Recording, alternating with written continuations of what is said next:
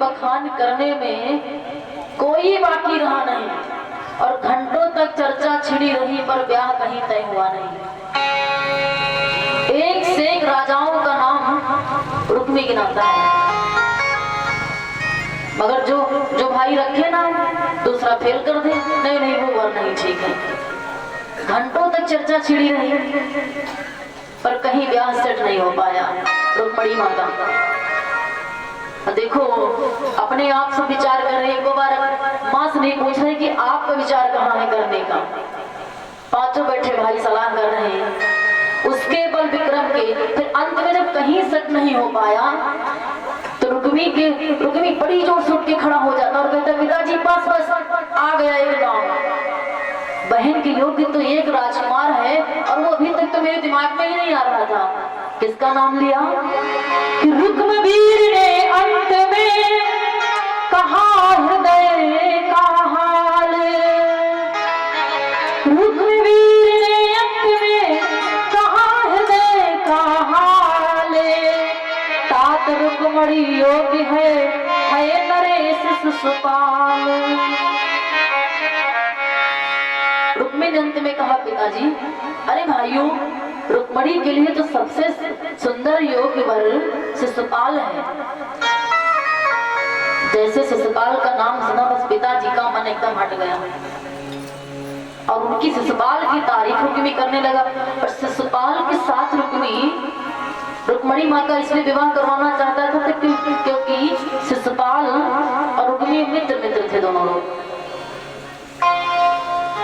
शिशुपाल की बढ़ाई करने लगा। रुक्मी जब कहने लगा कि सुनो पिताजी उसके बल विक्रम के आगे सुरमुन असुर टहलते हैं और दिक्पाल नृपाल सुसस भी उससे झुककर चलते हैं। शिशुपाल की तारीफ करने लगा कि अगर एक बार शिशुपाल निकल जाए तो सूर्य नारायण भी झुक के प्रणाम करते हैं। उनके घर से रुक्मणी का विवाह करेंगे। पिताजी ने सोचा ऐसे घर में बिटिया रह पाएगी जिसको सूर्य नारायण देवी देवता डरते हो, उसकी घर बेटी कैसे रहेगी। ज्यादा बड़ी के चक्कर में ना पड़ोनी बिटिया तो जिंदगी बर्बाद ही हो जाएगी। अब एक देव प्रवृत्ति का रुक्मणी माता पुजारी और एक राक्षस कैसे निपटेगा। लेकिन ये विवाह लिखा नहीं है, जबरदस्ती करवाया जाएगा। अब रुक्मी किसी की सुनते नहीं है। अब बताने लगा पिताजी भीष्मक ने अनसुनी कर दी वह बात, विनय सहित कहने लगा नृप का छोटा भात। महाराज भीष्मक ने जैसे शिशुपाल का नाम सुना कहने लगे नहीं रुक्मणी का विवाह शिशुपाल के साथ नहीं करेंगे। बस रुक्मी को क्रोध आ जाता क्यों नहीं करोगे आप, क्या कमी शिशुपाल में। अरे इतना महाजन इतना बलशाली इतना पराक्रमी इतना बड़ा आदमी उसके घर से नहीं करेंगे तो किसके घर से करेंगे। रुक्मणी माता का छोटा भाई बोल पड़ा अगर बुरा न लगे तो एक बात मेरे मन में है मैं भी अपने कहेंगे। रुक्मी ने कहा तुम भी बताओ। हे तात कहूं तो कह डालूं मैं भी अपने मन भाई को, यदि अनुचित उचित निकल जाए तो क्षमा कीजिए भाई को। रुक्मी को सब डरते थे। छोटा भाई कहता अगर मुख से कुछ उचित निकल जाए अनुचित निकल जाए तो माफ करिएगा। दरबार आम है आज यहाँ अनुभवी वृद्ध जन आए हैं, अपनी अपनी इच्छा अनुसार सबने वर बतलाए हैं। सबने अपनी अपनी इच्छा अनुसार वर बता दिया, लेकिन मेरे विचार में तो उससे सब झूठ रूपक हैं। ब्रज चंदन नंद नंद रवि है शेष महीपत दीपक। छोटे भाई का मन था कि रुक्मणी का विवाह कृष्ण के साथ किया जाए। ब्रज नंदन चंद्र नंदन भगवान द्वारिकाधीश कृष्ण के साथ रुक्मणी का विवाह किया जाए। जैसे बात सुनी रुक्मी ने बस निक उठा लिया तलवार। ये कैसे कह दिया आपने। अरे रुक्मणी का विवाह और वो भी कृष्ण के साथ, उस ग्वाले के साथ। हम महाजन और वो गैया चराने वाला, हम बड़े आदमी और वो दूसरे का जूठा खाने वाला।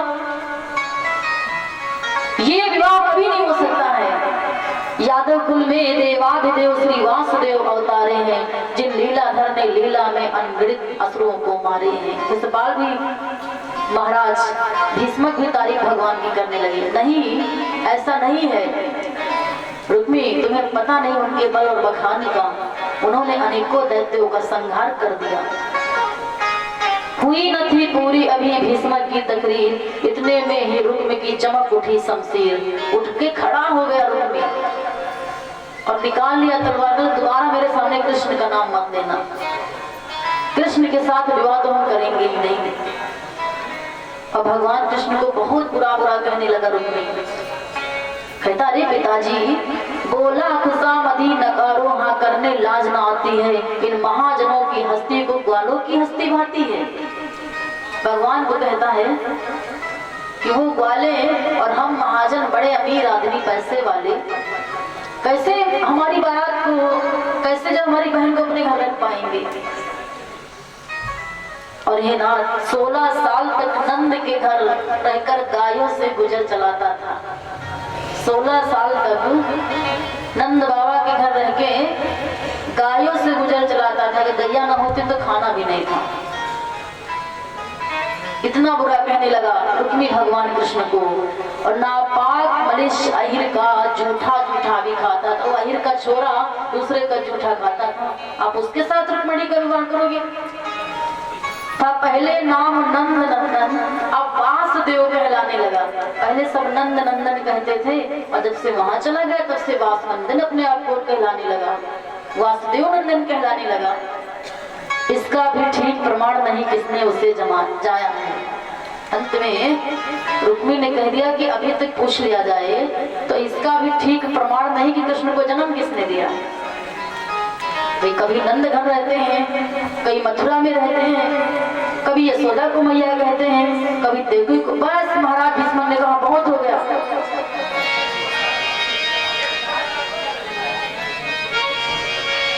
तलवार उठा के जब रुक्मी ने ये बात कही, महाराज भीष्म छोटे भ्राता ने सुनी करती बात। पर रुक्मी अपने आगे किसी की मानते नहीं। रुक्मी के बोलने पे सभा में सन्नाटा छा गया और तुरंत विप्रो के घर गया, पंडित घर गया, विवाह बनाओ महाराज जी।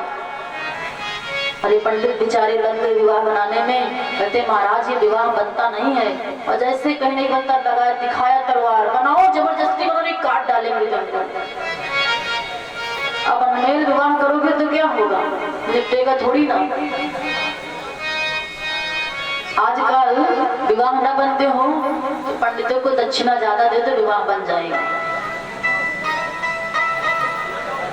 विवाह बना देते हैं। जैसे विप्र से रुक्मी कहता है, तलवार दिखाता, अगर नहीं बना विवाह तो काट डालेंगे तुमको। डर के मारे कहे महाराज सब गुड़ से बन रहा है। तय कर दिया विवाह बिना किसी के पूछे, बिना किसी की आज्ञा के। रुक्मी ने रुक्मणी का विवाह शिशुपाल के साथ कर दिया। माँ रुक्मणी ने जैसे सुना, सखियों ने बताया तुम्हारा विवाह तुम्हारा भाई शिशुपाल के साथ तय कर दिया। बस रुक्मणी माता गिरजा माँ के मंदिर में जाती, बहुत रोती है, माँ मैं प्राण दे दूंगी मगर शिशुपाल के साथ विवाह नहीं करूंगी। ये माँ अगर आज तक मैंने जितनी भी पूजा की, अगर जरा से भी शक्ति मेरी पूजा में है तो आप द्वारिकाधीश को भेजिए। मैं असहाय हूं इस समय, मैं आप तक नहीं आ सकती हूँ।